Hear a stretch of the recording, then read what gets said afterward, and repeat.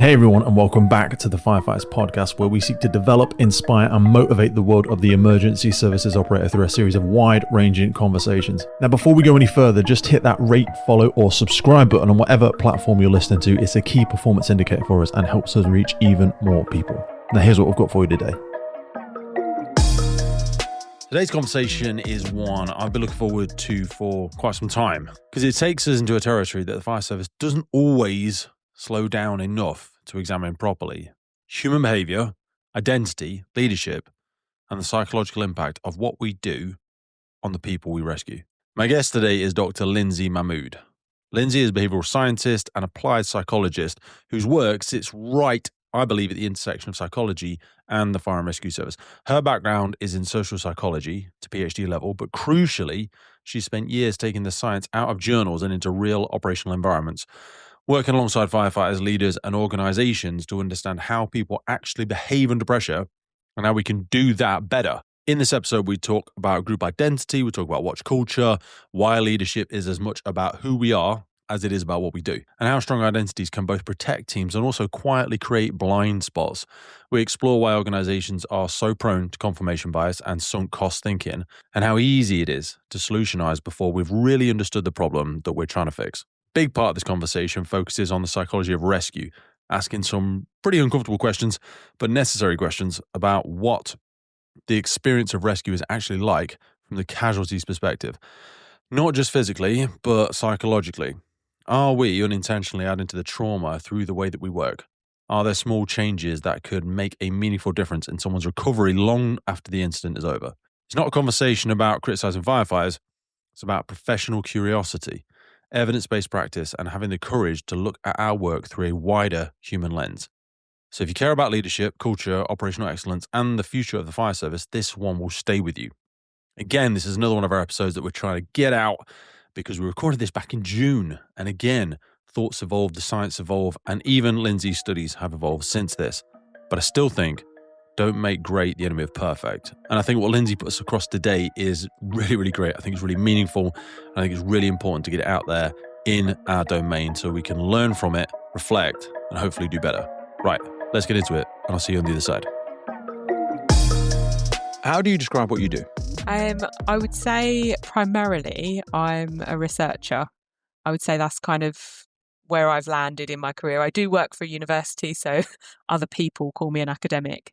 But I'm really focused on how to apply what we understand about psychology to workplaces. So I'm interested in how people behave at work, how they work with other people, how they interact with each other and with leaders.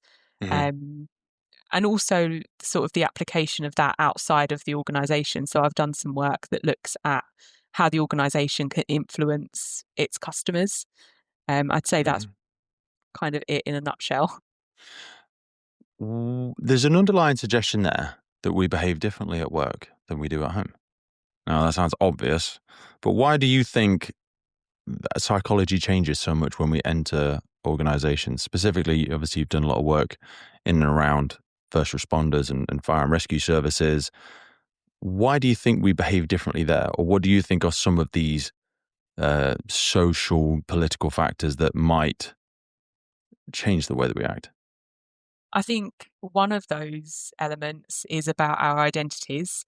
So we have different identities depending on where we are, who we're with, kind of social situations that we're in. We might have an identity that we kind of present when we're at work, and that might be very different when we go and join our sports teams, or when we're at the gym, or when we're watching people go to football matches. That's always one of my examples.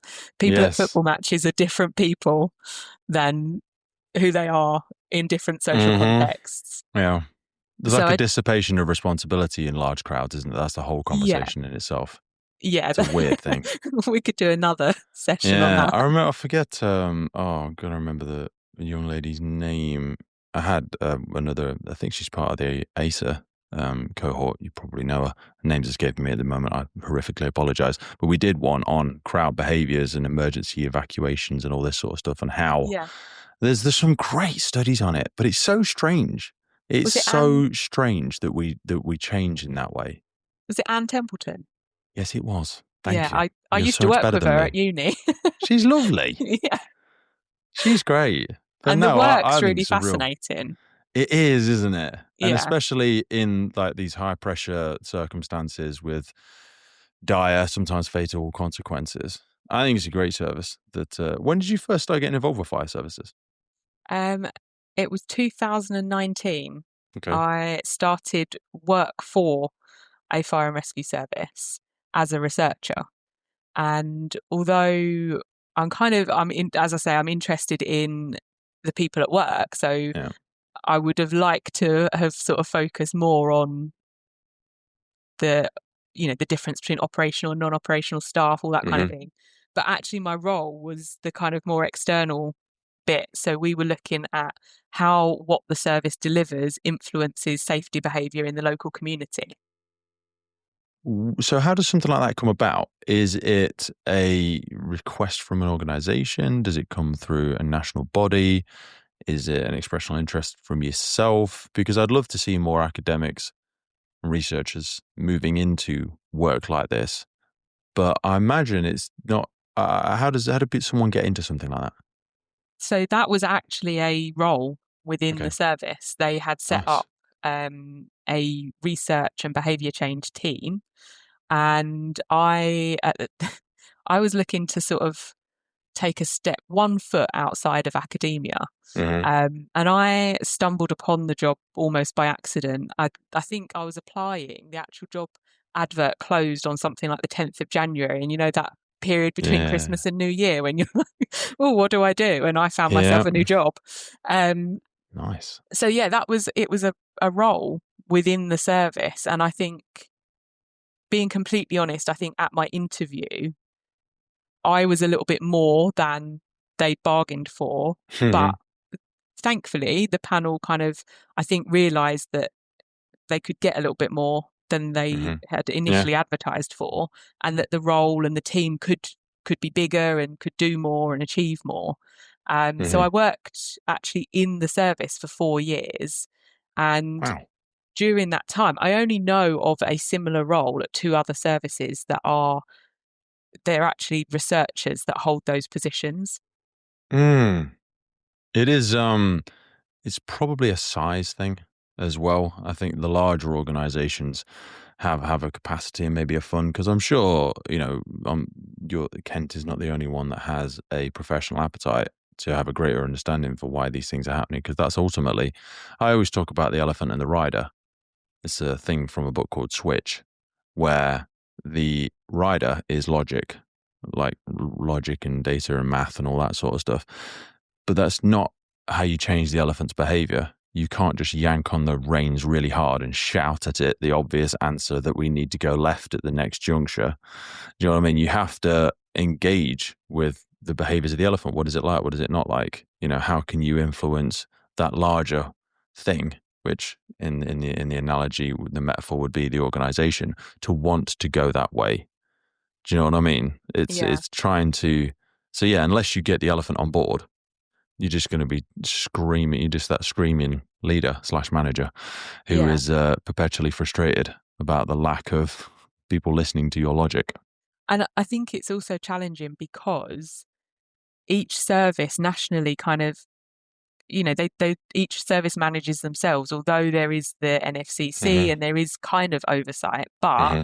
each service has their own priorities, different levels of funding and different levels of interest in, certainly in academic research. And I know that some services do consult with academics, and academics will do research sort of collaboratively with different services. I know that there's a group of researchers at Nottingham Trent University, so Mm-hmm. Professor Rowena, for example. Mm-hmm. So it is there and it is happening, but I think I was very lucky to have been kind of embedded within the service and able to kind of show, this is possible. You can do this kind of level of research, Mm-hmm. but you've got to have the right people in the right places and the appetite as well for research is almost like trying stuff out and seeing if it works. Mm-hmm. And I think that there's generally, not just from the fire service, I think organisations Mm-hmm. generally are anxious about doing that. I think there's a sense of we've got to put in all of this time, money, and effort to try something, and then you're going to tell me that it might not work. Yeah. And then what do we do? Where does all that time, money, and effort go? And I think that's the challenge of applied psychology. I certainly find that not just with the fire service, with any organisation that I work with. Because once you've gotten that far, if you're delivering an intervention, you're rolling out training, by the time you've gotten to that point, they really don't want to say, actually, it's not working, let's stop doing it. I always say, like, any new leader can start doing something new. It takes real leadership to stop doing something old and or change direction. Yeah. It's whether or not you're married to the idea. Do you know what I mean? Whether or not you've attached so much of your identity. It's like when they say science develops or progresses one funeral at a time. Because until we're able to let go of that, or until that person moves out of that role or position, they've attached so much of their own status to it. Do you know what I mean? And I always say strong views weakly held. Sometimes people are willing to, die on the latest hill of an idea that they came up with in about 10 seconds. Yeah. And now they're willing to stake their reputation and personality on it. I also think there's no original thought anymore. And I say that not as in no one's trying really hard and everybody's stupid. We're all an amalgamation of ideas and things and practices we've heard before. We're all in our own echo chambers to a certain extent. And it takes a tremendous amount of self-awareness, curiosity, and humility to be able to go, how could my belief not be true? I've been doing some stuff with smoke calling experiments. And I often think, do you know that to be true, or do you just believe it to be true? Firefighters, police officers, and first responders are now stepping into environments wired with more high voltage than ever before. Everything from electric vehicles to solar panels feeding direct current through compromised structures, overhead power lines, and illicit drugs factories with improvised lethal bypasses. Any single strike in the wrong place in this type of environment can turn things fatal very quickly, and that is exactly why we've partnered with Jafco. You already know who Jafco are. They have been relied upon for decades for sturdy, get-the-job-done equipment, and they are not resting on their laurels. They are evolving to face the challenges first responders are handling today through their insulated tool range. These are purpose-built for the scenarios where contact with hidden electrical hazards isn't just possible, it is increasingly likely. Their insulated tools are engineered for real-world abuse and use, designed to keep firefighters, police officers, and all first responders alive in environments where electrification is outpacing policy, equipment, and training. And you know this. This is the kind of innovation our sector needs and the kind of investment organizations should be stepping up to support if we are serious about protecting first responders from fatal consequences. So a massive thank you to Jafco for backing the podcast and backing the crews on the ground. Go check them out, learn what they're doing, and bring that conversation into your service, because this isn't about the future, it's about right now. Because believing it to be true is just an idea that's been handed down to you. Have you seen it and experienced it yourself? And is that a decision or felt sense driven by data? It's always like, with respect to religion, sorry, this is my ADHD dragging us down rabbit holes. We'll circle back in a second. If I would say, like, what evidence could I provide you to change your decision? Now, if no amount of evidence I provide you with could change your decision, it's not really a logic-driven decision. It's a belief, or it's like a religious belief. Do you know what I mean? If there's no piece of information I could present you with that would made you disbelieve this, it's perhaps not based entirely on, and I say that with absolute respect to everybody's religious context. This is just an example, but so many things are like that in organizations, where we don't know the person that came up with it. We can't remember it. We haven't seen the original documentation. So much of it is seventh hand information. And it's really important to now bring in people such as yourself to dispassionately, not that you're not passionate about what you do, but just look at it without any skin in the game and go, how could this be right? Or how could it be wrong? Yeah. And I think there's lots of biases in our decision making, just as human beings in general. One of them is the sunk cost bias. I quite like explaining that one. Hit us with it. What is the sunk cost bias? It's that notion that we've invested this much and got this far, so we must see it through to the end because we've invested this much in it. Yeah. So even when it's not working, it's not the right thing to do, we're going to plough on ahead anyway because we've come this far. I've put £10,000 onto this jackpot. I'm going to win it. Yeah. I've got to put it, I've been in the relationship for 10 years and I know he beats me and I know, and this is a very emotional one. So, but you go, just leave. You know what I mean? I used to say to clients when they would lost a lot of weight, when I used to do physical training stuff, I'd say, all right, we're going to get rid of all the clothes that are too big for you. And it's that sunk cost bias because they go, no, I'm not getting rid of that dress. I paid £250 to have, I'm like, it doesn't fit you anymore. How much would you pay for it if you didn't own it? How much would I pay for a dress that doesn't fit me? Nothing. Then that is how much it is worth to you. It's the 55-year-old bloke with the 30-year-old Porsche on the drive and he's going, that's worth 20 grand. No, it's not. It's worth whatever someone is willing to pay for it. That is what it is worth. You have put £20,000 into it. That does not mean that is what it is worth. Yeah.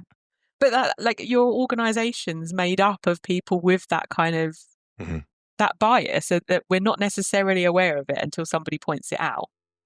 And it's an uncomfortable thing to confront. Looking in the mirror, pointing thumbs instead of fingers is hard. And the other one that's really difficult is the confirmation bias. And it's kind of like what you were just saying, that somebody has to question it. Somebody's got to, at some point, say, yes, but why? Where's the data? What's the evidence? And I think that's another one. I mean, those two in combination are just, it's lethal. Yeah, it's a real struggle. And control so much of our lives. Yeah. In every capacity. People could apply this template to many areas of their life, myself included. Come on, none of us. No one's immune to it. I'm a psychologist. I'm still subject we are to not the same lording biases. this information over people from a place of empire where we sit in a utopian, white castle. Absolutely, we're all subject to this. So, when I first came across you, was one of the things I wanted to talk about today, which is in relation to the work you had done around the psychology of rescue. Yeah. Tell us a little bit about how this project came about, your initial information around it, and what you were requested to, or what you felt were the areas that required greater scrutiny. I'll try and keep it as short as possible because it's quite a long and convoluted process to get to where we are today. But it was when I was working at the fire service, and Chris came to me, and he was at that time. Who is Chris? Just for people that don't know Chris. So Chris is a firefighter. He has worked, I don't know if there is a service he hasn't worked for in the UK. He's worked all over at all different levels, operational management. But he had kind of, I guess, started to realise that, in some instances, the service were susceptible to the confirmation bias, that they were being told this information about, we should do this, we should do that. And he was saying, well, yeah, you only believe that we should do that because that's what we already do. And it kind of feeds into what we think we should already be doing. It's a self-perpetuating cycle. Yeah. And this specifically was relating to RCTs. So he came to me and said, I've got this kind of idea for a research project. Somebody said that you're a researcher. Can you help me with it? I'd like to understand what happens to casualties when the fire service run in and we start cutting up a car and they've just had a really, really traumatic experience, like a car crash that is so serious, they're trapped in the car. We run in, cut the car up, and then hand them over to the ambulance service and say, okay, be on your way, take care. Are we doing harm to that person?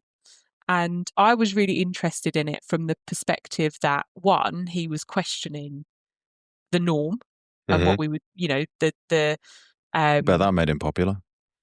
Well, just with me, I think I was the with me the as only well. fan. But yes. But also the fact that it was looking at it from the perspective of let's look at the person as a whole, because we know that the first thing that's being considered at the incident is the person's physical state. We know that we're looking for, are they injured? Is there signs of bleeding? And there's a sack of meat in the tin. Get the sack of meat out. Don't kill them in the process. Yeah, exactly. And he was probably the first person that I'd spoke to about operational practice who had said, but that person's also got psychological well-being as well. And what are we doing in relation to that? Are we adding to the trauma? Are we making it better because we're moving around so quickly and efficiently? And actually at the time, it wasn't within my remit with the service. As I say, I was working very much about, safety in the local community and behaviour change. And I'm not a clinical psychologist myself. So in terms of the trauma, it wasn't something that I could say, oh, I can do this on my sort of university time or in my own time or whatever. And then Chris moved on to another service. So it kind of fell off the radar for a little while. And then we reconnected almost by chance, just because I think the question had popped up again in Chris's mind, and I had moved on from my role with the fire service. So we got back together, and the long and short of it is that I've managed to get some clinical psychology collaborators. We got a little bit of funding to support interviewing casualties that had been in car crashes, they'd been extricated. And so began the process of actually setting it up as a proper research study. And we then also managed to connect with Paul, who's the extrication lead at the UK Rescue Organisation. Great connect. And what really, I think the thing that is certainly, I guess, given it more legs, as it were, for me, was that connecting with Paul also got me more involved in observing and understanding what actually happens at an incident. So I was, I was lucky enough last year to be invited down to the UKRO, the competition, the national one, which was held in Portsmouth. And I had gone along very naively thinking that I was going to stand and watch and talk to the fire services that were there and find out kind of what they thought about, how much they could focus on the psychology of the casualty and things like that.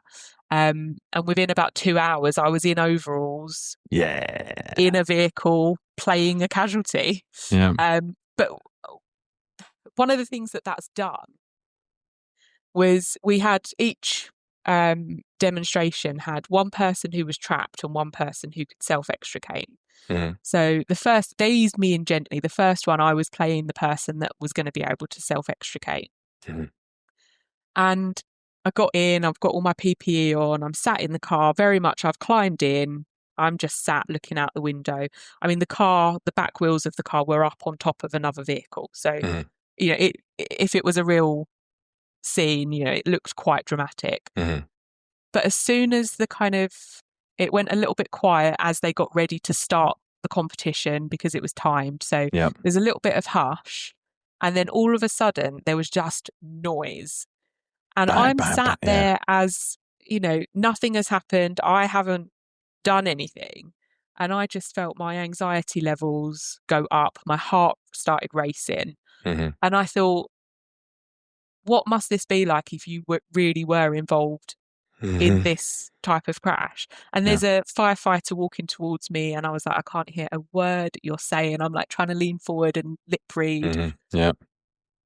And once I was out of the vehicle, I stood watching it thinking, well, that was a good experience for me, because I've now got a better idea of what it is that we're dealing with.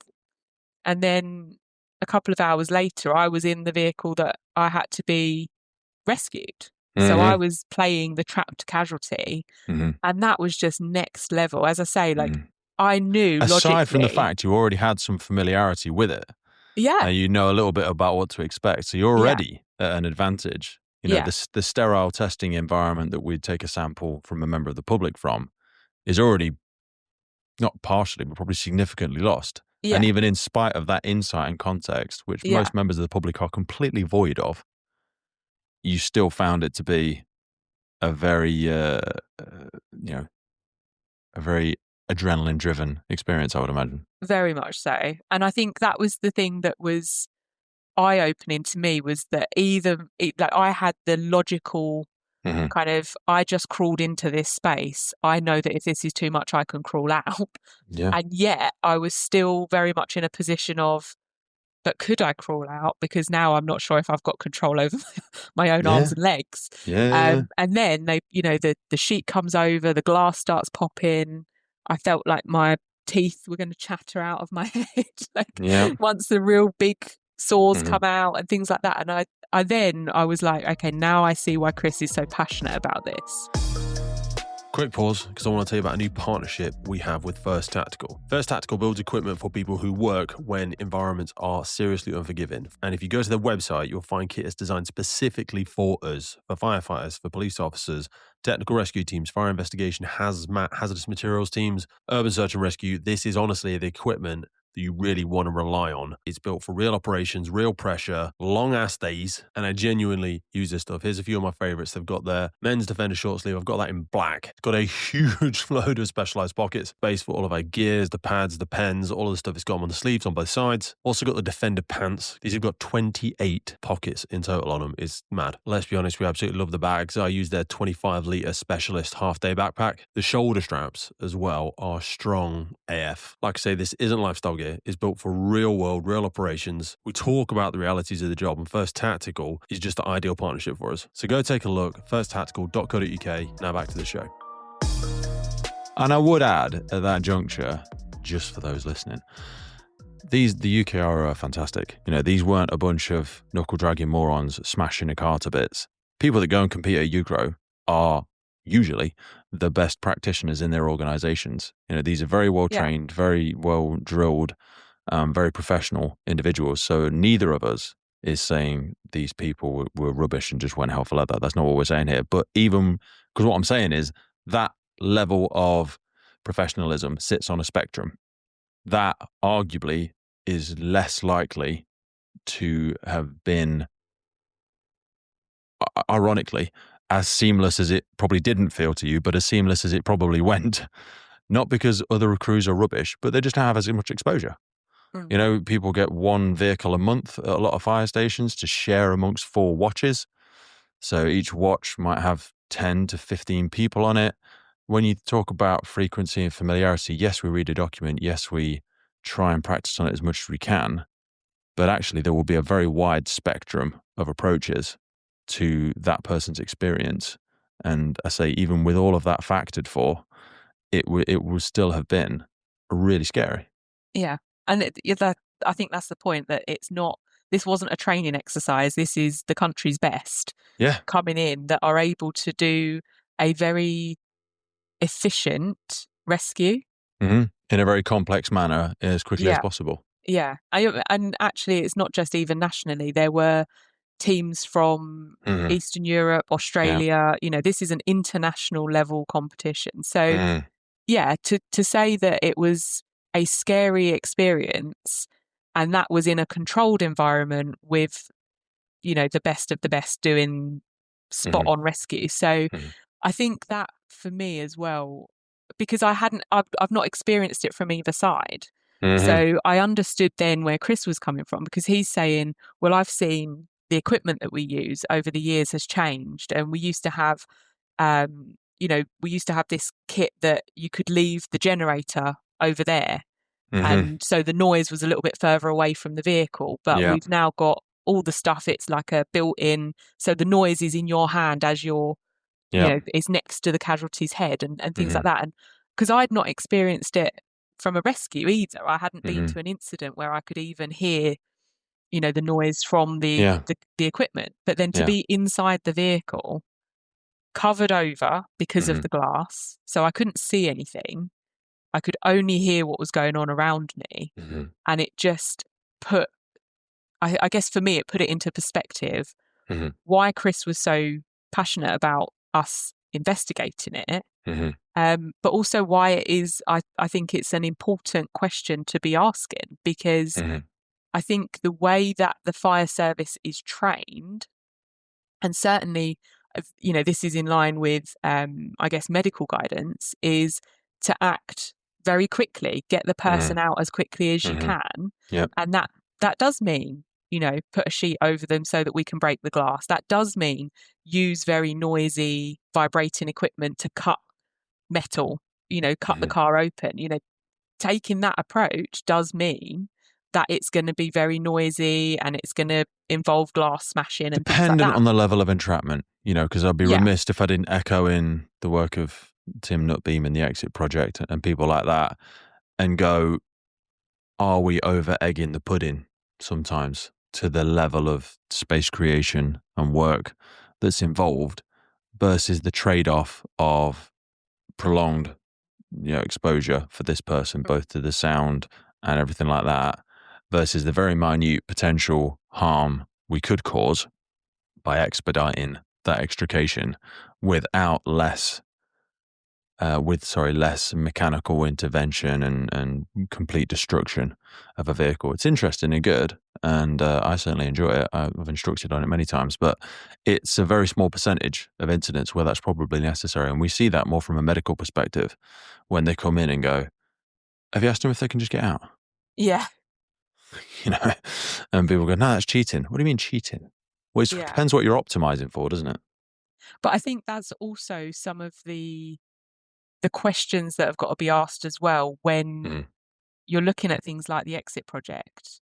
So yes, there will be occasions where medically the person just needs to be gotten out of the vehicle as quickly as possible. But I think there's more factors to consider in that than only their medical state. And by medical, I mean physical or physiological state.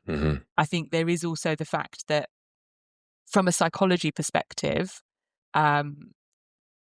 if their physical state can be, if they can be physically fixed quite quickly, medical care, medical treatment immediately that they are extricated, and that, they're okay.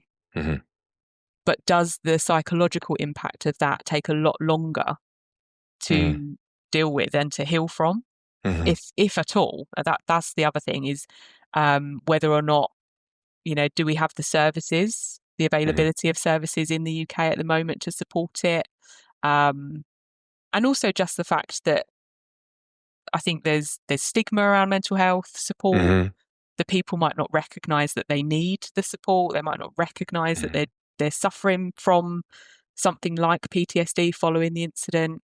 So there's a lot of different factors. And another one that I think just related to how quickly the fire services can get somebody out of a vehicle is also where they are. So I've spoken to ambulance services who have said, well, we're in quite rural areas. If you get them out that quickly, where are you going to put the casualty until we can get an ambulance to you? And then what does that do to the psychology, the person's psychological experience and ability to recover? If you've managed to get them out of the vehicle, but now you've got to sit them on the road until the ambulance can get there, and there isn't any additional medical care. You've still only got the level of medical treatment that the fire service can offer, which isn't the same as the ambulance service, that not to the detriment of the fire service, but that's not the main focus of the fire service, nor should we expect it to be. But it does mean that you have got a certain amount of medical treatment that can be offered. 100%. Yeah. So just to give people some context on the scale of these elements, I'm going to do you kind of to provide me, and we'll put this link below. It's kent.ac.uk. In the last 5 years, Kent Fire and Rescue Service has attended 5,600 road crashes. This is information published in 2024, in which more than 3,500 people have been injured. It's believed that 16.8% of people involved in traumatic event will potentially suffer post-traumatic stress disorder, also known as PTSD. Looking at these figures, that equates to 588 people within Kent alone who may go on to suffer from PTSD or even complex PTSD. Little is known about the point at which PTSD may be triggered during a traumatic event or whether ongoing sustained trauma soon after the rescue known as hypersensitive phase, when response to threat is heightened, can increase the likelihood of PTSD. So interviewing those rescued from road traffic collisions, the team and yourself were able to identify when and how rescue processes, or were hoping to identify when and how these processes impact the casualty. This is the first time the casualties themselves have been provided an account of their experience at the hands of the fire and rescue service. Using these vital findings, Kent and the surrounding organizations, and hopefully nationally and through our conversations today, aims to implement evidence-based changes into how they action a rescue a road traffic collision. So how did you start going about doing this? You and the team. Obviously, there's a number of other people involved in this. But how do you start to wrestle with a problem like that? The biggest challenge that we've had is actually being able to speak to people that we know have been extricated. GDPR and everything.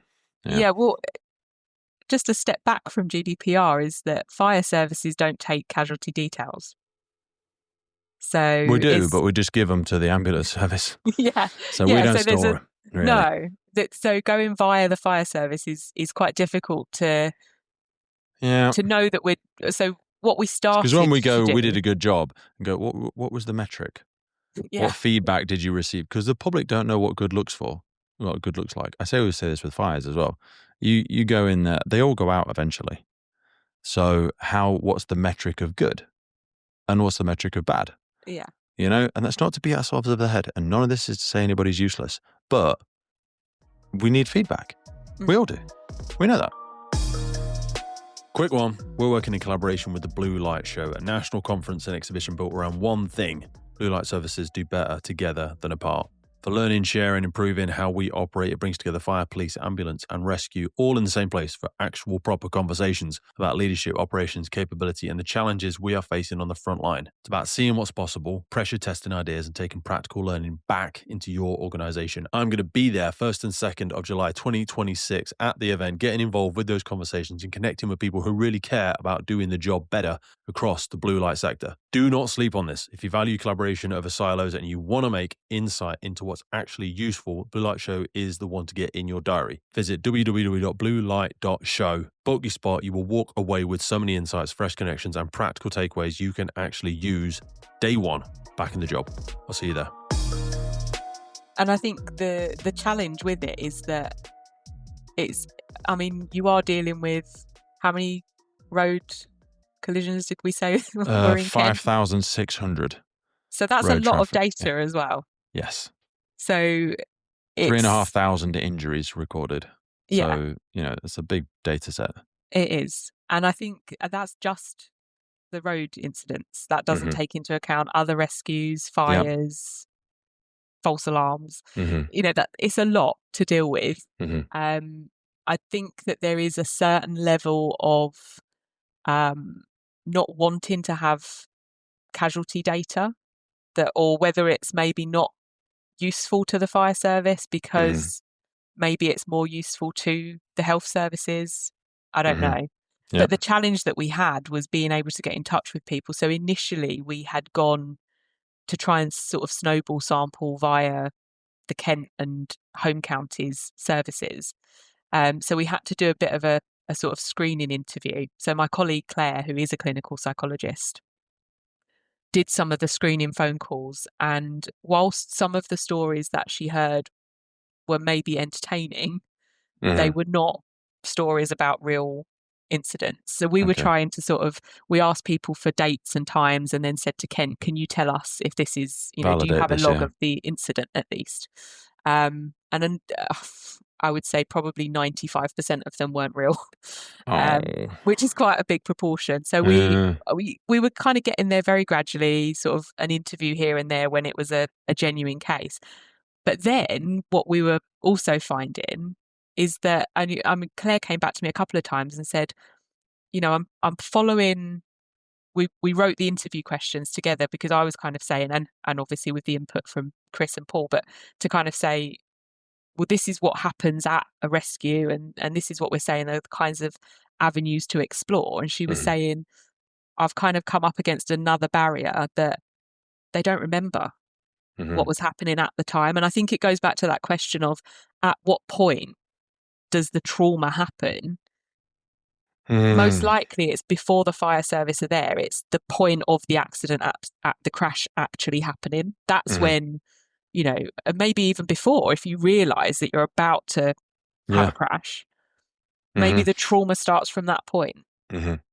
So by the time the fire service have actually got there, the majority of the people that we did manage to speak to about kind of genuine cases were saying, oh, I don't really remember what the fire service did, or I don't remember what someone said to me during the rescue.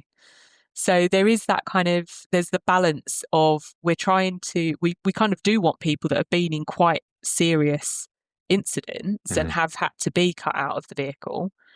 But then we're finding that the severity of the crash means that their brain is protecting them. And you know, we're not in a position to start delving into that. This is not a kind of therapeutic interview. It's information gathering. So we have to be very careful about how much detail we ask for, how close we get to asking them to kind of try and unlock some of those memories. And so part of where we've moved to is working with either ambulance or the helicopter ambulance service. We've been in touch with KSS just because they're local, but also charities that support people following a car crash.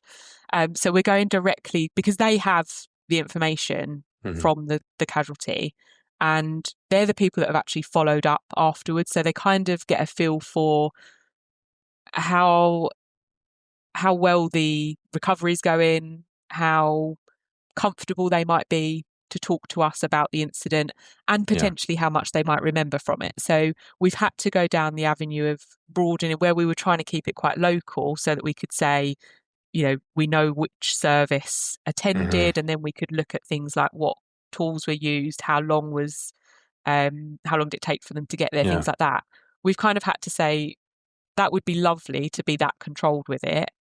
But actually, if we want to get this information, we're going to have to go wherever the people are that are available and willing to speak to us. So I know one of the charities that I've spoke to is based in North Yorkshire.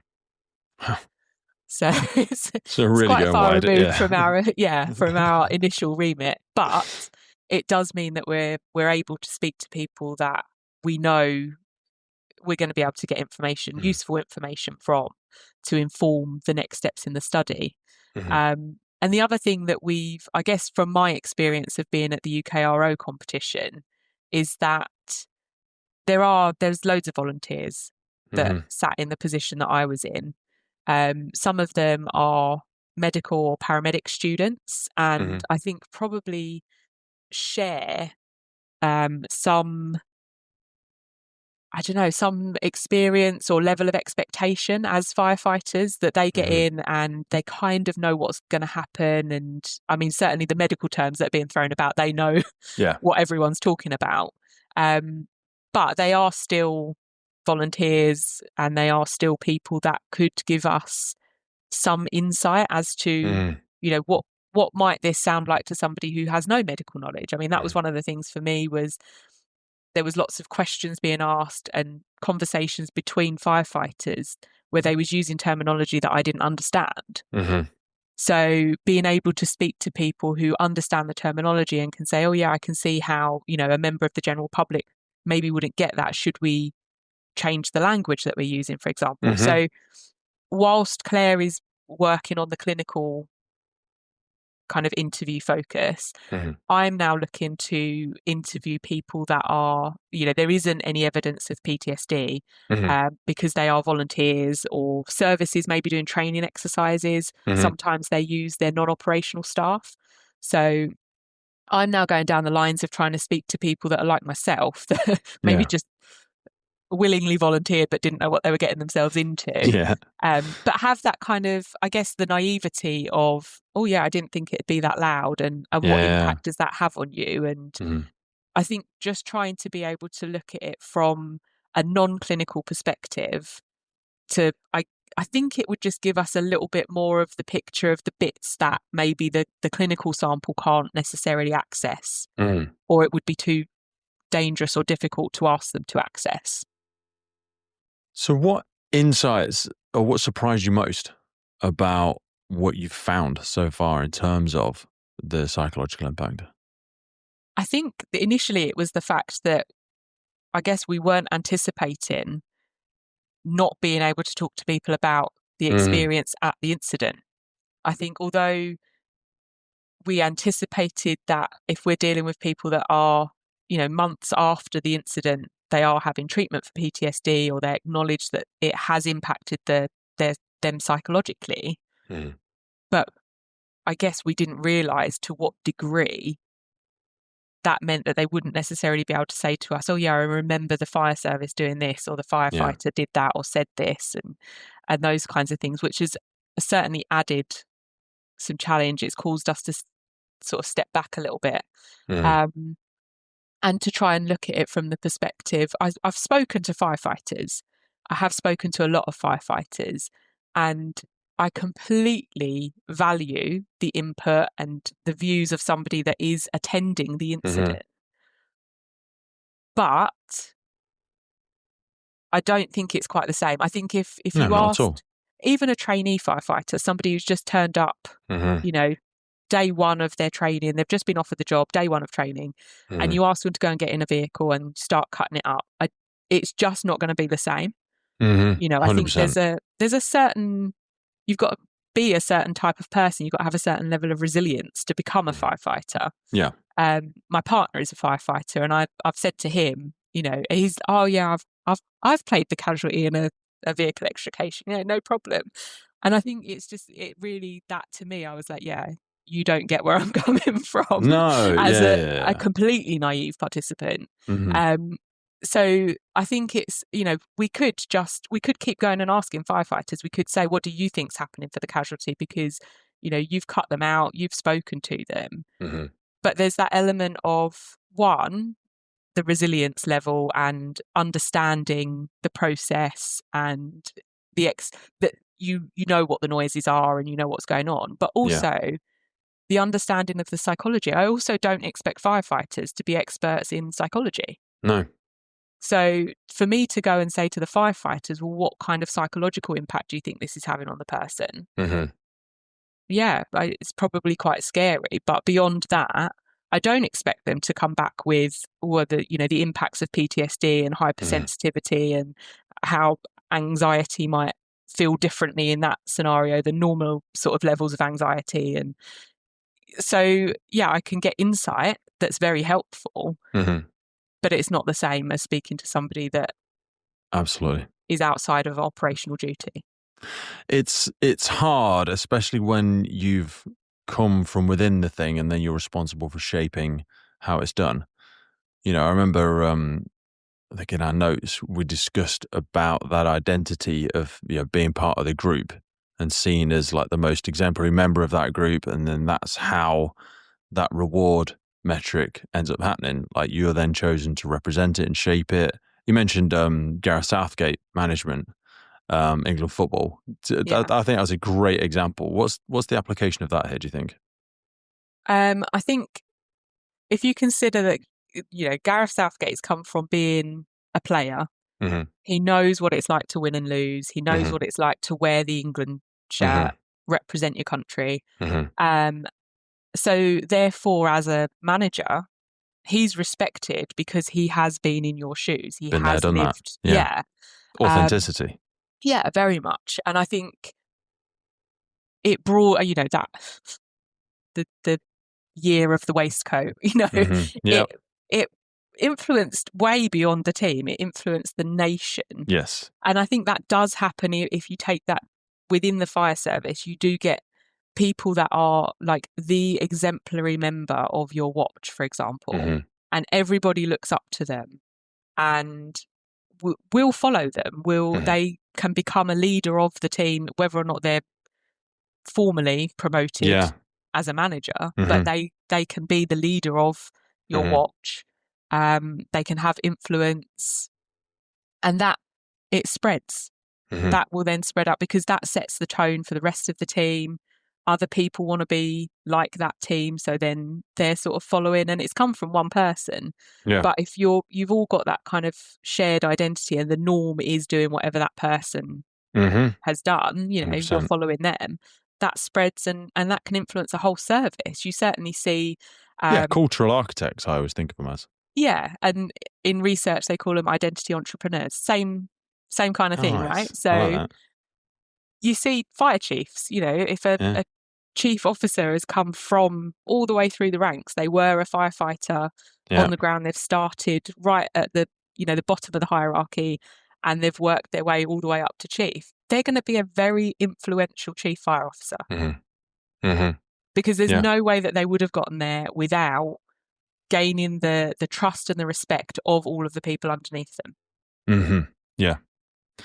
That is a massive, massive factor into it. And it's so, I have an element of sympathy because that individual probably isn't conscious of that. And they're doing the things with the best of intentions, but they can be forgiven for, like you say, small misgivings, small mistakes. And it can create a tremendous amount of resistance when logical or academic change comes into something, because almost if you've been doing something one way for 30 years or 20 years or whatever it might be, now recognizing there may be a different way to do it lies within that is an element of I've been doing it wrong. But I always say if we'd have known better, we'd have done better. We'd have done different. And that's having that ability to release yourself from those long entrenched behaviors, approaches, procedures. That's culture, isn't it? Culture takes a long time to change. Yeah. And it's, I think, the strength of the identity as a firefighter, because it is the type of career that people are in for most of their life. So it is beyond a privilege to be able to bring the Firefighters podcast to you. And we are so grateful for every single person that supports, listens, shares, and follows our journey. But here's the honest truth. It takes a colossal amount of time and work to keep the podcast going. And to help us keep doing it, create more, reach more guests internationally, and make the podcast sustainable, we're asking for you to help. And to do this, we've set up a Patreon page. Now, if you've ever wanted to meet a member of the podcast, buy us a beer, buy us a coffee, and you think anything you've ever listened to on the podcast has been worth £3, that's basically what we're asking you for. By joining our Patreon community, you will get access to every single full episode archive we have ever made. Now, hundreds and hundreds of key documents that we've got in there on fire behaviour, firefighter health, cancer risks, incident debriefs, and so much more. So if you feel like you want to join the Patreon crew and help us make this possible, head to patreon.com/TFFPC or check the link in any episode podcast notes.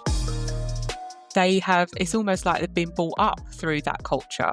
And now somebody who finds themselves leading it, it is going to be difficult to take it in a new direction, because that's kind of all they've ever known is, unless, there are some people that kind of move around different services and things like that. But I also equally, I know people who stay in the one service for their whole career, and they get as high as they can go in that service, and then they retire. So that's, that's even more challenging. It is especially challenging because I always say if you don't spend time going around different organizations, it's a bit like reading one page of a massive book. You just know that way to do it. Do you know what I mean? There's many, many, many ways.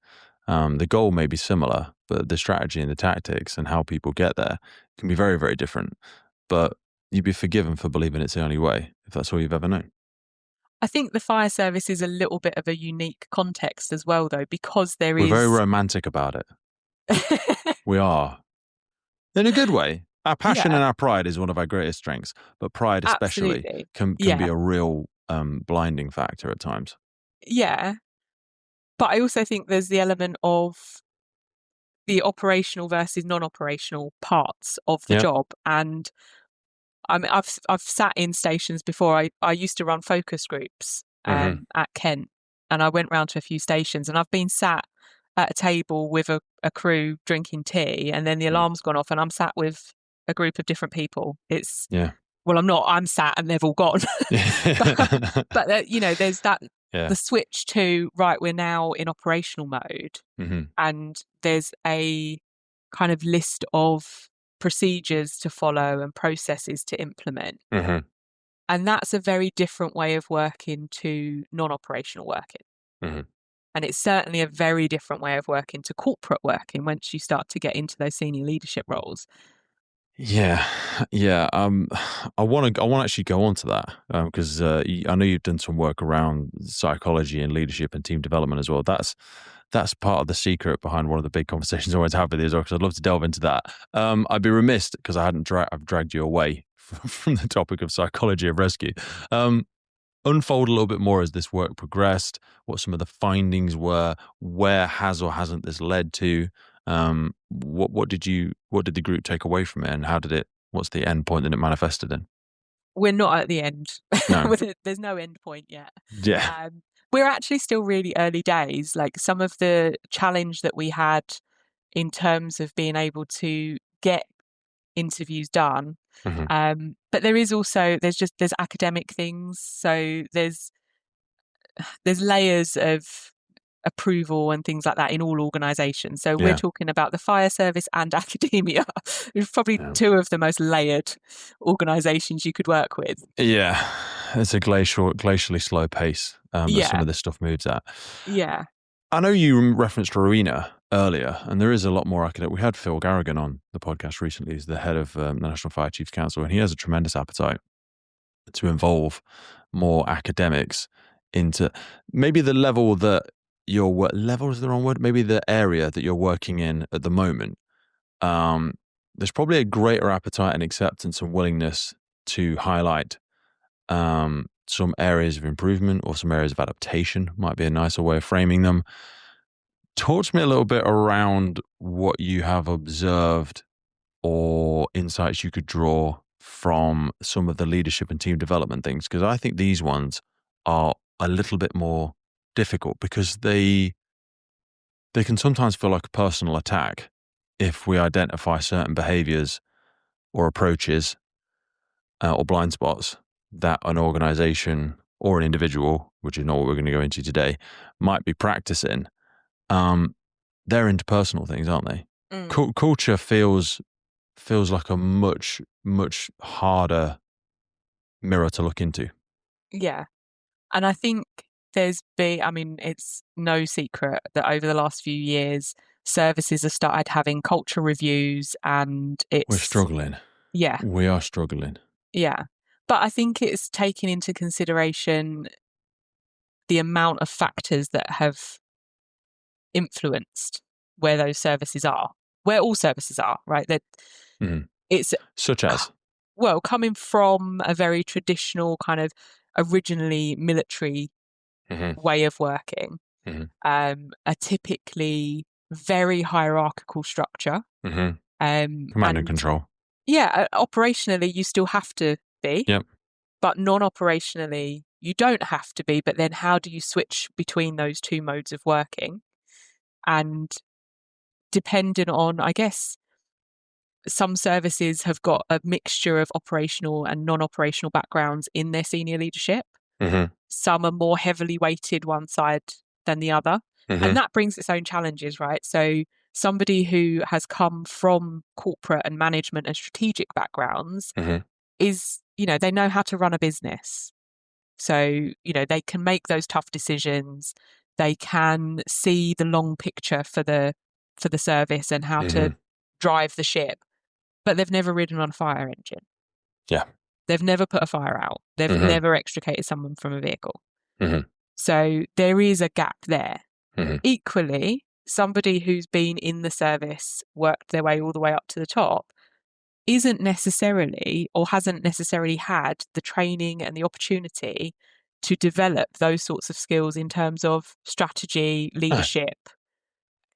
And I always kind of get to this, should we expect those people to have those kinds of skills? It comes back to, what are you optimizing for? Yeah. And that's the problem. I think of, I said this to Phil, when I think of a few people in senior leadership positions, and I don't just want to make it about senior leaders, because it's always an easy, low-hanging fruit to throw sticks at. That's not my intention by any stretch of the imagination.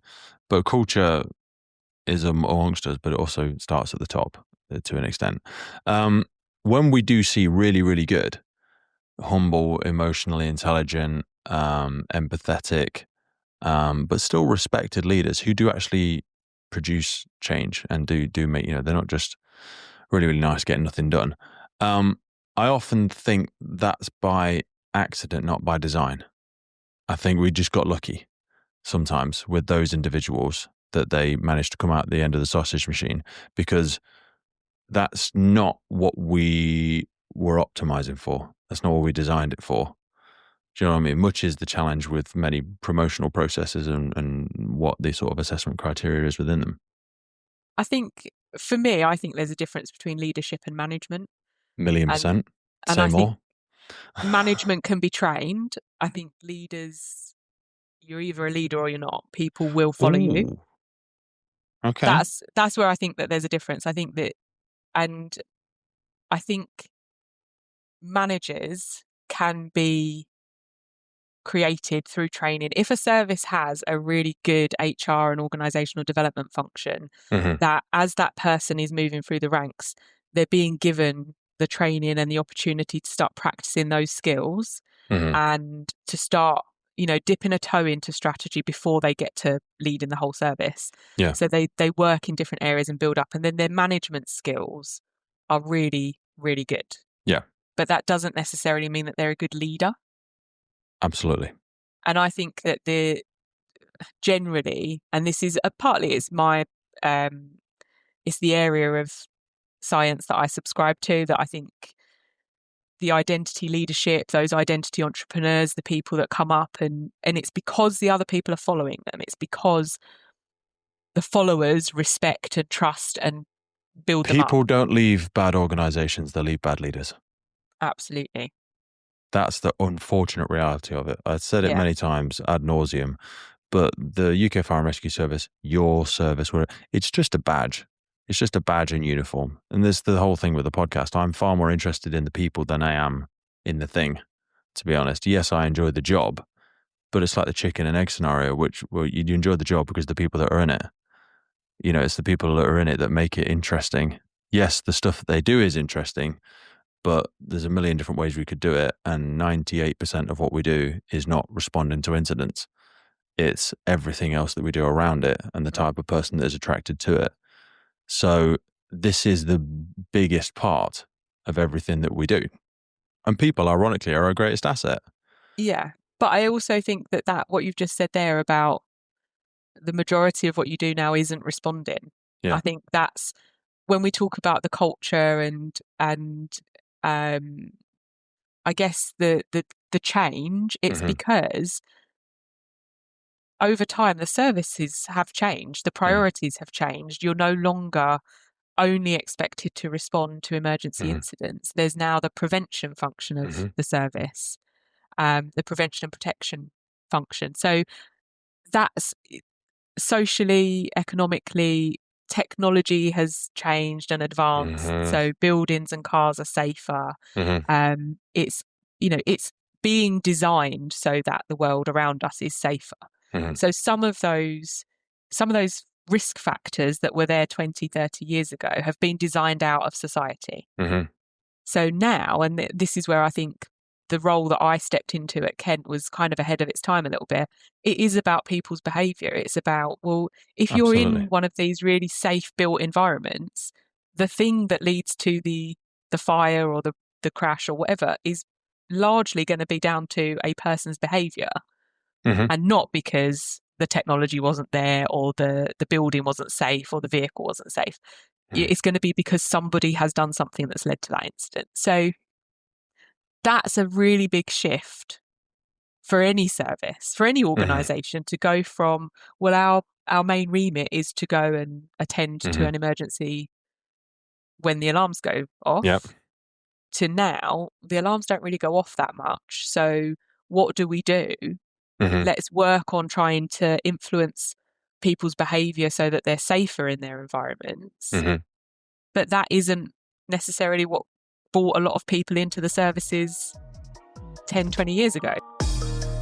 This episode of the podcast is brought to you by Gore-Tex Professional Fabrics. I have been wearing Gore-Tex for nearly 2 decades on the front line, working in hostile environments, tackling challenging incidents from firefighting to water incidents and in urban search and rescue environments. Gore-Tex have a well-earned reputation for protecting professionals in the fire and emergency services through their family of highly innovative, waterproof, breathable moisture barriers that exceeds global performance standards and are trusted worldwide.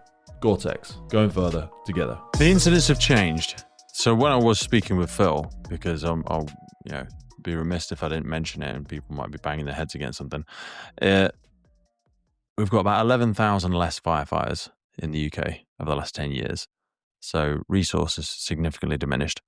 And from an incident perspective, latest national data, we are actually slightly busier, but it's the type of incidents that we respond to. We respond to a greater variation of them. They are not all big, sexy fire or, fatal collision of some capacity. The variation, be it from water rescue, animal rescue, helping, first responders in other sectors like paramedics and all that sort of stuff, going to medical calls.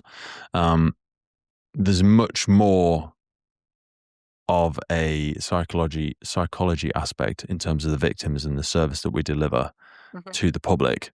That is significantly increased because they're not solely big, sexy, incidents that we're going to. That side of it has certainly diminished, and there's an element to it that we do need to continue to adapt for that. And I think that's the bit we're wrestling with.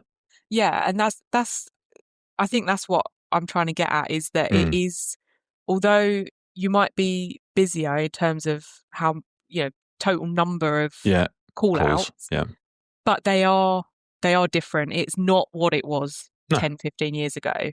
And the way that the services need to operate, the way that firefighters have to respond when they get to those calls is different to how it was. And I think that's where I was interested in the psychology of rescue project. When Chris came to me and I said, well, there's not much I can do about PTSD, but what I'm interested in is, as I said earlier, I don't expect firefighters to be psychologists. It took me a long time studying to get to where I am. Don't necessarily recommend every firefighter takes 10 years to study. But, if there is something that I could do to be able to impart some of the stuff that would be relevant to their jobs, to be able to say, when you get to an incident, this is what you need to consider about the person.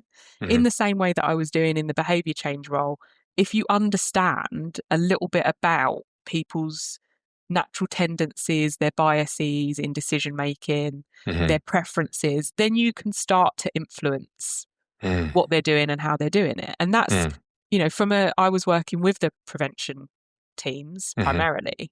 So we're doing the stuff with people that, how often do you test your smoke alarms? Do you close your doors before you go to bed? Things like that.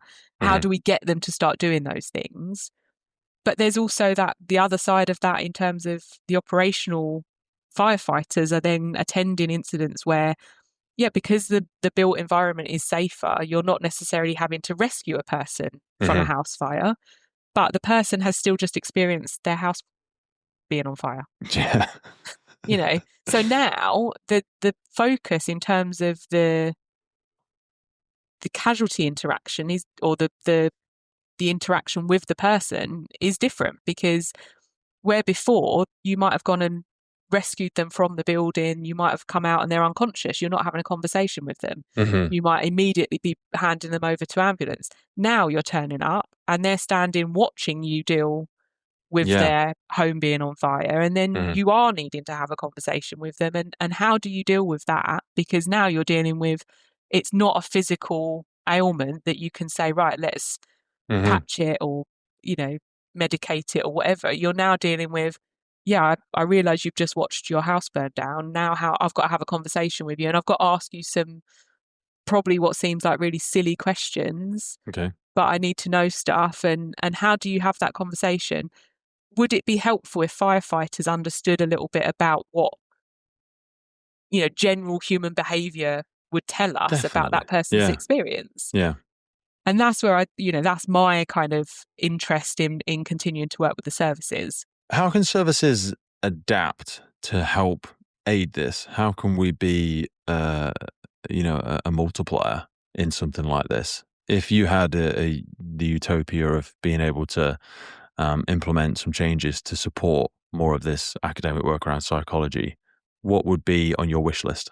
Oh, long term, I think it would be nice if we could develop some training that goes hand in hand with the operational training.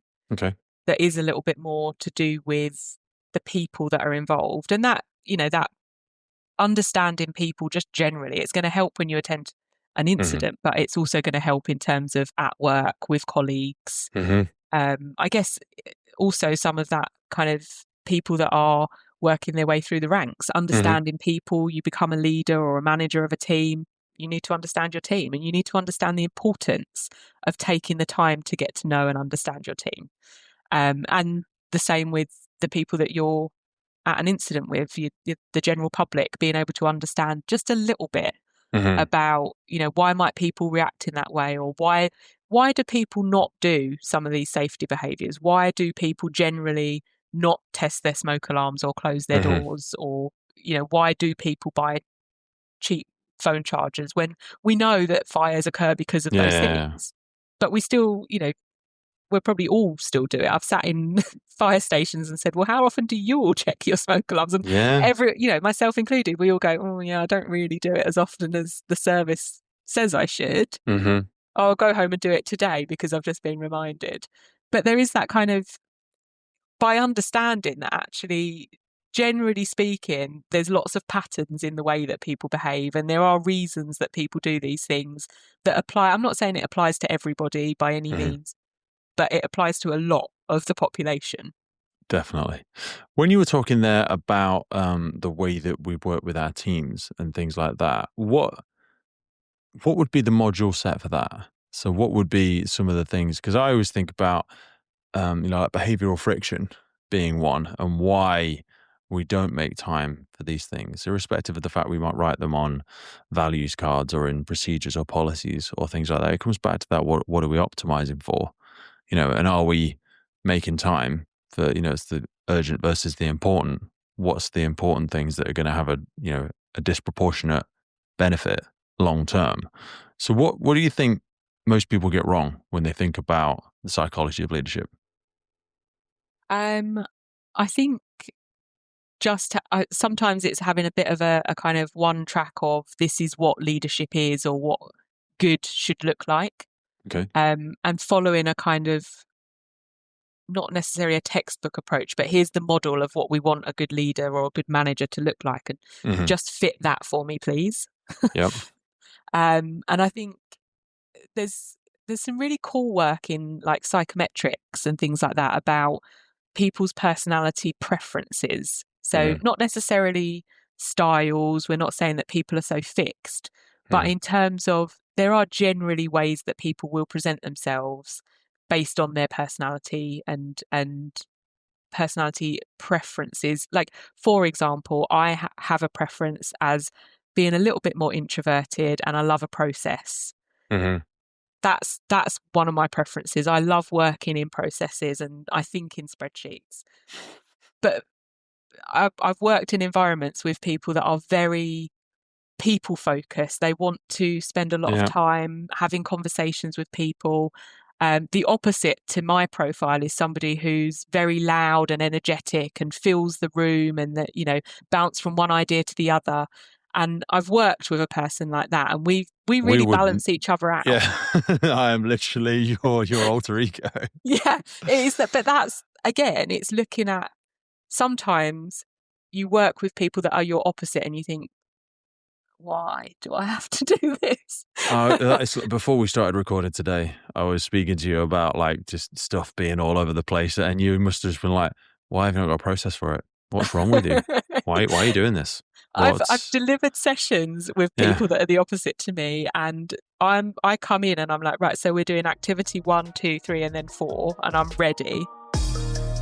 MSA are supporting us on today's podcast, and I chose to partner with them because I've been wearing this stuff for nearly 20 years, and they are the global leader in development, manufacture, and supply of incredible, safe products that really protect people, not just our communities out there, but also first responders, most importantly, all over the world. Get yourself over to MSA and have a look at it. The high performance protective clothing for emergency services responders.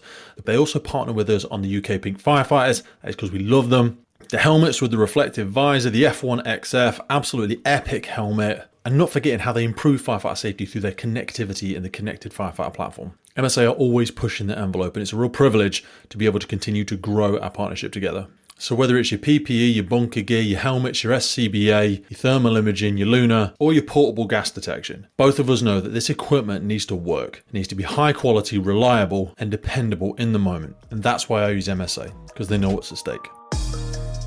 And then I did a session a little while ago, and this lady is my absolute opposite. And she was like, I think they need a bit longer on this. We'll swap it around. And then I'm like, I can't. I can't. But you said we were going to do this. And but actually, if you are aware of that and you acknowledge it, actually you can work really well with your opposite because you balance each other out. And I've done, I remember being at university, actually, we did one of these personality profiles, and bearing in mind, I'm literally in a room full of psychologists, and my score for this particular profile, empathy, was very low. So they had this mat on the floor with all the sections, and they said, go and stand at your lowest section. So I'm stood on one side of the mat on my own, and everybody stood opposite me on the other side of the mat, looking at me like, what's wrong with you? Might make you a better researcher, though. Yeah. Because I you do don't get objective clouded. very well. Yeah, exactly. How do you think personality profiling, because we don't really do a great deal of it in our sector until you probably get to much higher levels, at which point, like, the damage might have already been done, and you may find yourself in a position where your skill sets, because I would say when you get past sort of area group manager level, your tools are no longer, fire engines and hoses and things like that. It's your communication skills. It's your ability to imbue someone with a challenge or with a vision. You're not really going to be the one delivering much of anything. Everything you do is going to be through people. And if you get to that point, and all we've done up until then is reward you for execution, command, control, delivery, speed, efficiency, management of budget, then it's the math ain't mathing. In certain bits like that. When do you think we should do psychological profiling? Because it can be done. There's a beta version of this. It can be done in a very diluted fashion, which would at least indicate preferences. Yeah. And what do you do if it suggests that you might not be a very empathetic leader? If, as we've already sort of alluded to, perhaps some of these things are less trainable. I think there are also profiles that are really simple.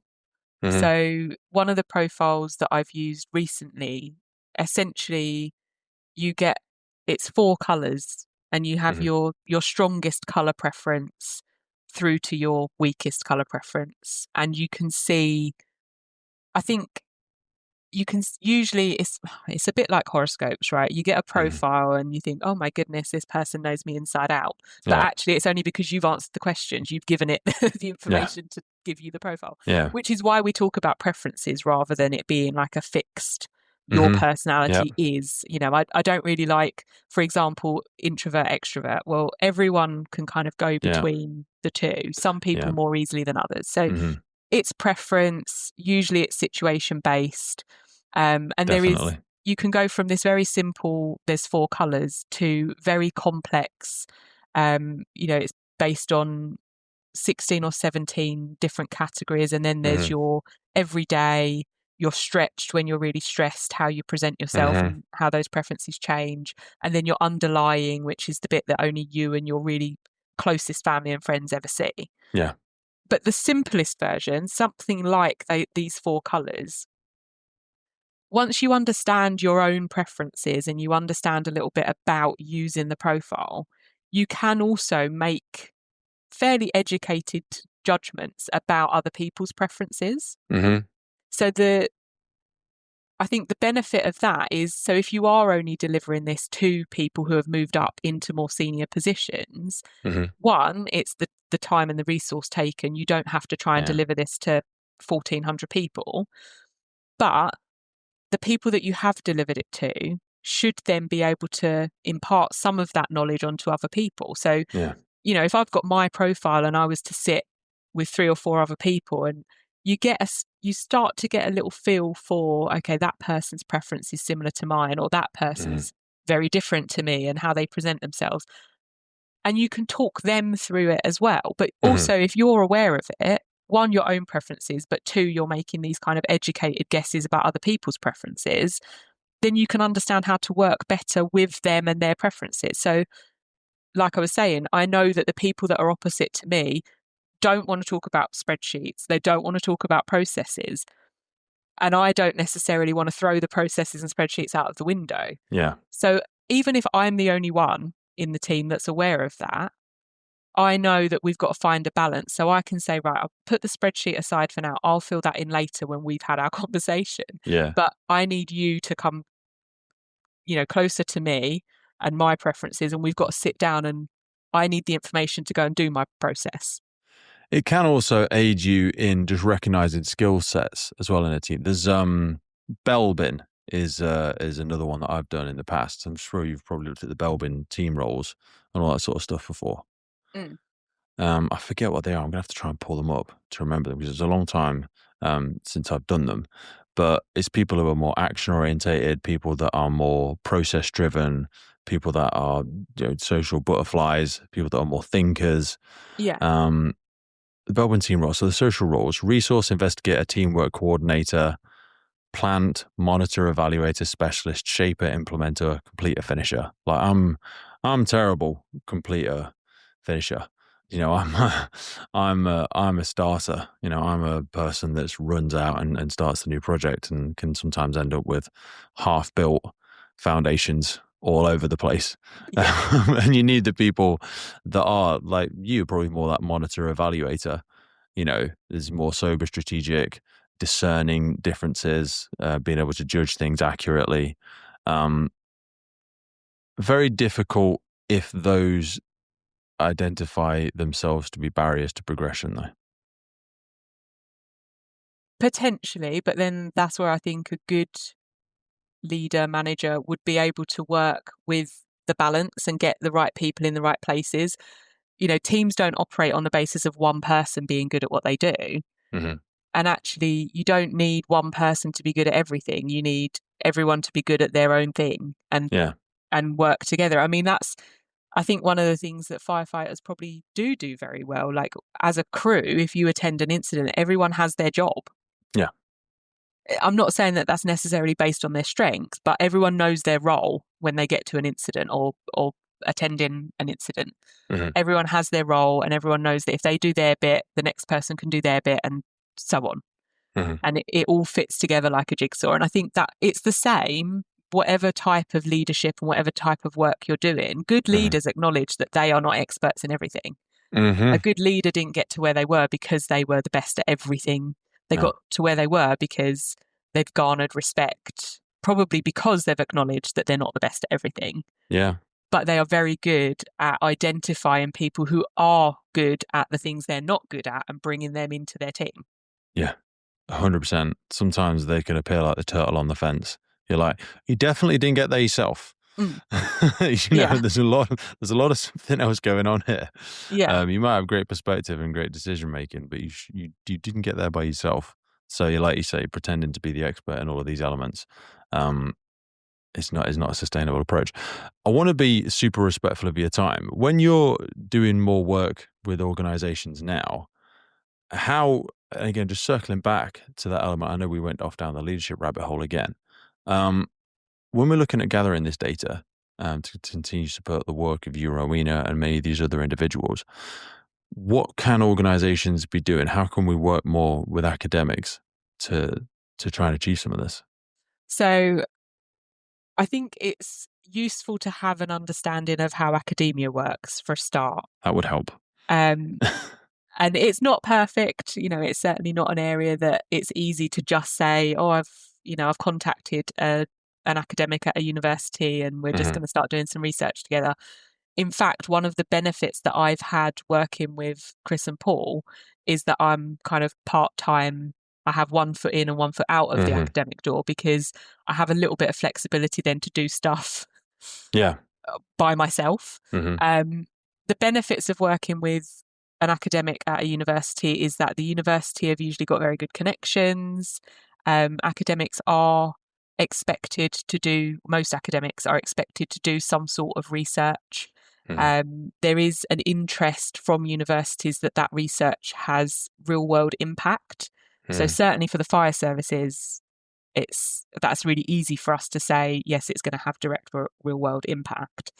The challenges are things like institutional review boards. Certainly for psychology research, we have to go through ethics. That's quite a lengthy process.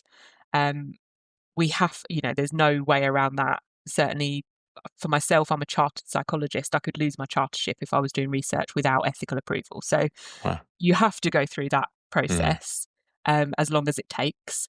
But also there are some of the things in terms of like the priorities for universities. So I am employed by a university, and although the university expect me to be doing research, there is that kind of element of, but they also pay me to teach, not to do the research. So really, when the university want you to release your time to do research, they want that to be funded by someone else. Right. That's what they're looking for. And, it's a bit of a perpetuating cycle that the more grant funding the university get, the more grant funding they can attract. And so they want to start that kind of process, but equally grant funding, depending on the funder and the size of the award and things like that, some of them are like a lottery. There's so many people applying and there is a finite amount of money, and it has to fit the funders' research interests and requirements, and you have to be at, there's so many factors involved in the funding process. So if the fire service want academics to work with them, but they don't have the ability to fund it themselves, that's where it starts to get challenging. So myself and Claire have worked on the Psychology of Rescue project unfunded. We are not being paid. We have not brought grant funding into the university specifically for that project. That's not sustainable. But we're really passionate about it, and we do have a proportion of our time that's allocated to research. So what I'm saying is it can be done. I can't take on 5 or 6 projects like this, but I can do this one. And we are in the process at the moment of applying for grant funding and additional kind of financial and institutional support to make it. I mean, even in terms of it would change the amount of time in my contract that I can dedicate to research. It's things like that. So there are ways around it, but the ideal situation, certainly from the university's perspective, is that they want you to be bringing in funding, producing research papers based on the research, the real world impact. I say it should have real world impact, but once you've said, yes, I've done this research, the fire service are now using it, then begins the paperwork for you to evidence that it's having real world impact. And that can be stuff like going back to the service and saying, could you write a statement that says how you're using my research, please? Yeah. So getting feedback, it's always one of the hardest things. Yeah. So, and if you don't get that feedback and you can't prove your impact, the university will very quickly lose interest. Yeah. It's a hard circle to square. Yeah. And in terms of services being able to work with academics, I think it's important to understand some of those tensions that we on the academic side of it are kind of tussling with. So most of us would absolutely love to be working in an applied field. A lot of us, there's academics that do it for academic sake, and there's a lot of us that do it because we want to have real world impact, because we want people to be able to use the findings from the research that we're doing. I mean, I personally, the reason that I wanted to work with the fire service is because I didn't want what I was doing to always be stuck behind a paywall or in a university library. I wanted to see that's always my frustration with academia. It's written for other academics. Sometimes it just doesn't get to the end user. Yeah. And I think there's a shift in higher education and in academia that we're moving towards open access, and like I say, the funders and the universities want to see real world impact, and you can't have any impact if it's behind a paywall. So there is a shift in academia as well towards making that easier to do. Mm-hmm. But much like we were talking about with the fire service, it's like, trying to realign the ship. Yeah. It's a Titanic thing to try and turn, isn't it? Yeah. So we'll get there, but it might be some time. So if fire services do want to work with academics, there's a little bit of insight to, this is some of the stuff that academics are going to need to be able to show or establish with the service in order to get the support from the university. And that's where someone like Rowena's, she's started to develop that profile where she wins grant funding, and it's the fire services are using her research. She's being invited to give talks. So that started to get the ball rolling for her and her research group. Yeah. And that's essentially that's what it takes, is to get a little bit of momentum behind it so that the university say, actually, yeah, we support you to go and do that work. We'll take some of your teaching and the stuff that's got deadlines, we'll take that away from you. Because there is also the kind of, it's challenging. You've built up an international profile as a researcher. That's also why the students come to the university to learn from you. So you can't necessarily say, oh yeah, we've got all these students enrolled on a program, but Rowena doesn't teach on it anymore. Yeah. No, I absolutely agree. It's I always say, like, a rising tide raises all the ships. So it's good to have so many more people involved in it, and it's kind of a win-win-win. There's more than enough opportunities out there in terms of what needs time putting to it, but we need to continue that cycle of acknowledging it, rewarding it, saying the value that it's delivering, actually using it, having it advised, not just having something emailed around services going, oh, that was bloody interesting, Reed. And you go, but what are we going to do about it? Do you know what I mean? How is this deployable? And we can demonstrate that it has aided, change. It's, it's informed decision making. Well, I think that is the big factor. Yeah, and I think it's having more people in the fire services that are asking questions and raising these kind of, do we have the evidence for that, or should we go out and look for it, or should we go out and engage with a researcher to get us those answers? I think if more people were doing that as well in the fire service, it would start to open up more avenues of communication between the services, or maybe at the NFCC level. There is a bit of a research group forming there, which is great, but is it also slightly separate to the actual day-to-day operations of the services? Like, it's almost become its own little research group, and it's no longer, it as integrated with the NFCC as maybe it could be. Yeah, no, I know. I say Phil certainly has an appetite for it, and I think it's heading in the right direction for it. I certainly appreciate it, and I always like to get these insights when I come on and have conversations with people. I just more want to encourage people to keep massaging that curiosity, even if they're not seeing it manifest in their own organization immediately. There is a lot of fantastic work being done in areas, but sometimes it doesn't make it onto the same platforms. It doesn't get in front of the eyes and the ears of the people that it really has the ability to impact.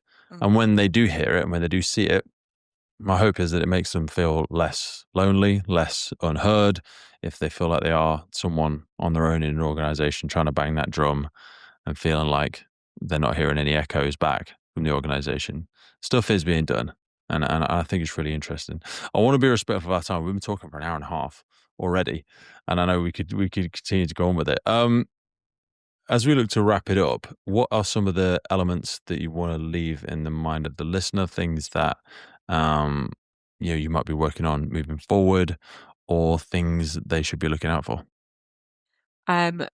Things to look out for would be our Psychology of Rescue project. So we are still looking for people to interview, services to get involved. If there's services that when they do their training exercises that use volunteers, then I'd love to speak to them.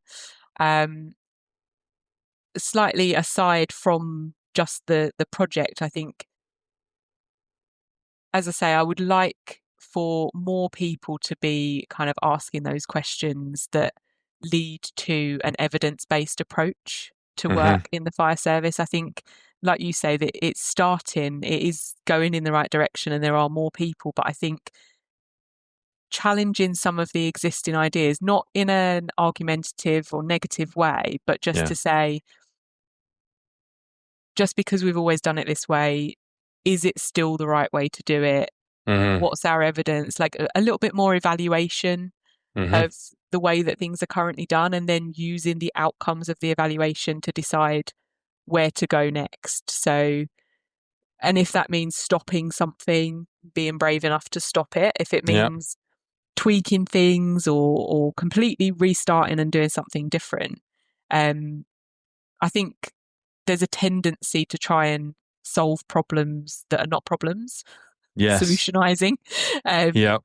So I think if you were starting to ask those questions and look at the evidence base and check that the problem you're solving is actually the problem, or that there is a problem exists first, and then digging around for some of the evidence. And if you don't have the evidence already, go and get it. And whether that means coming and working with academics and collaborating on it, or a lot of stuff could be done internally. I don't, research isn't a sort of magic. No, that's art. only that's reserved for the very few or anything like that. No. It's professional curiosity ultimately. Yeah. So I think that's probably the thing that I would encourage more of. That's my takeaway from this, I think. Lynsey, I really enjoyed that. Thank you. I know you, Rowena, some of the others that we've mentioned that we've come on and had conversations before. It's not the element that they're most trained for. You're used to communicating through documents and stuff like that. So I appreciate you allowing me to fumble through some of these topic areas and just unfolding them a little bit more. Because for me, it is just a desire that we continue to do more of this so that we can have a more accurate assessment of what we're doing and where we're going with it. Because change is the only constant at the minute, but we want to make sure we're changing through informed decision. We're not just putting our finger on the pulse and going, feels like this. And you go, what have we got to back that up? But thanks so much for your time. I really appreciate it. We will put a link underneath here for people to go and have a look at the research study. There's a link about halfway down on that page where you can make contact if you have any information or you have contacts or someone in your service would like to champion this, and they can go on and support it as well. We're going to put a link for your LinkedIn as well. If people want to come and make contact with you personally, then they can go there and look for that. But really appreciate your time tonight, and I look forward to speaking with you soon. Brilliant. Thank you. Thanks, Lynsey. Well, that's it for today, folks. Hope you took a lot away from that episode. We started the Firefighters podcast to develop, inspire, connect, motivate, represent, and most importantly, celebrate the world of incredible emergency services operators and the wider sector through this series of wide-ranging conversations. We really love creating this podcast and bringing it to so many people. Did you know you can also find these on YouTube? We do a lot of video podcasts now. You can head over to our YouTube page and follow, subscribe there. And as a final ask from us, whatever platform you're on, please rate the podcast. It really helps us as a key performance indicator to reach more and more people. I've been your host, Pete Wakefield. This has been the Firefighters Podcast. And wherever you are in the world, please stay safe, be happy, live with intention, and where possible, please remember and support your firefighters and first responders. I'll see you next time.